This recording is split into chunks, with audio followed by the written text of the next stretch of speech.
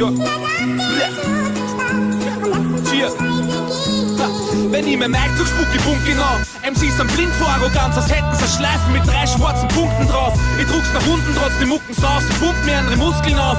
Das neidig sind auf unseren Sound. Sie reden von Untergrund und von wegen hoch hinaus. Sie reden von Plattenverkaufen, doch das machen's nur im Traum. Sie erzählen von Realness und eigenen Ideen, aber allein schon ihr Klischee ist auch kupfert und geklaut. Und dass das Klumpert an der Kauf wundert mich wirklich, aber Fans von einer sind weit unter 14 und geistig nicht weiterentwickelt als die meisten MCs, denn Vokabular ist beschränkt und tiefgründige Thematik ist für sie fremd.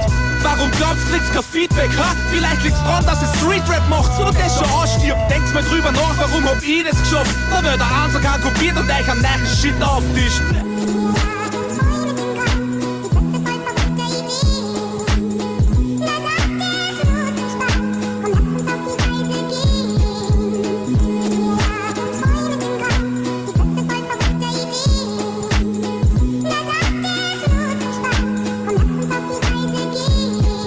Verrückte Ideen, doch das macht mein Talent, weil ich bleib durch nur hypothetisch, ich setz was ich denk. Traum von morgen, dass es gut wird, so wie damals mit 3. Doch ich häng im Tomorrow, vergiss das Eure der Zeit.